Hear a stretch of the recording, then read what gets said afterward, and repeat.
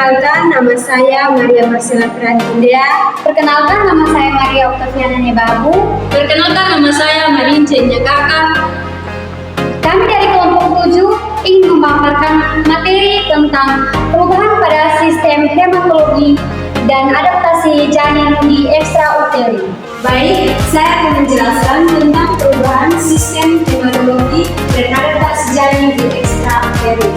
Sebelum kita mulai pada perubahannya, kita terlebih dahulu mengetahui apa hematologi itu sendiri.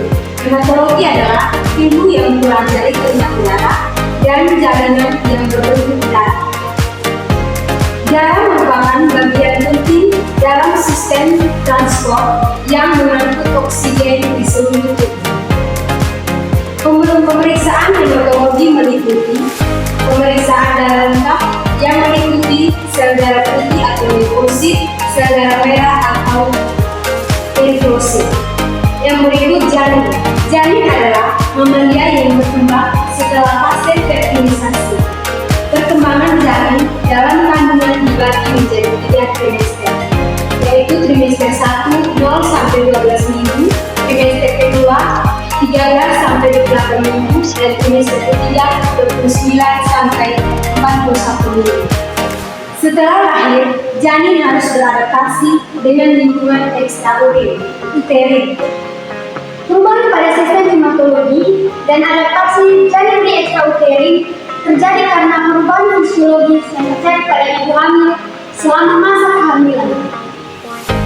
Perubahan hematologi yang terjadi pada ibu hamil merupakan dampak dari adaptasi fisiologis. Pada masa kehamilan, volume plasma darah akan mengalami peningkatan sekitar 1,5 liter. Kenaikan volume plasma darah ini terjadi sebagai salah satu penanganan tubuh kehilangan darah saat proses kehamilan. Kenaikan volume plasma darah ini terjadi sebagai salah satu penanganan tubuh kehilangan darah saat proses kelahiran. Kenaikan volume plasma darah sebanyak 50% akan terjadi pada usia 34 minggu. Akan tetapi, apabila saat peningkatan jumlah volume plasma darah tidak bersamaan dengan bertambahnya jumlah plasma darah, maka akan berdampak pada konsentrasi hemoglobin yang akan mengalami anemia deleteriana. Selanjutnya, perubahan hematologi yang lain yaitu akan berdampak pada sel darah putih. Hal ini terjadi karena berkaitan dengan stres fisiologi yang akan terjadi pada ibu hamil selama masa kehamilan. Leukositosis atau peningkatan jumlah sel darah putih ini akan terjadi minimal 6.000. Perubahan hematologi janin di ekstrauterin. Janin leukositosis atau peningkatan jumlah sel darah putih ini akan terjadi minimal 6.000 liter.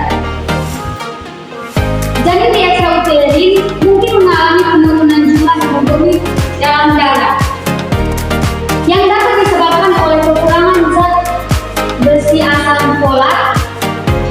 Pemberian pada DP adalah salah satu cara paling efektif dalam pencegahan dan penanggulangan anemia karena dapat mencegah dan menanggulangi anemia yang diterapkan kekurangan zat besi atau asam folat.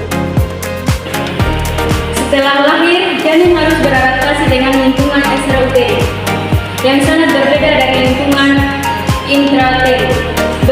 Beberapa perubahan dan adaptasi terjadi pada sistem hematologi dan sistem lainnya. Beberapa adaptasi yang terjadi meliputi: yang pertama, sistem pernapasan. Janin mulai bernapas menggunakan paru-paru mereka sendiri setelah lahir. Yang kedua, sistem sirkulasi. Sirkulasi darah beralih dari plasenta ke paru-paru dan sistem. Yang ketiga, sistem pencernaan.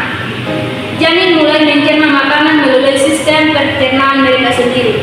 Yang keempat, sistem imun.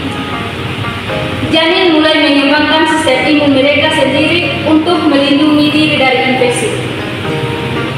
Yang kelima, sistem termoregulasi. Janin harus mengatur suhu tubuh mereka sendiri. Yang keenam,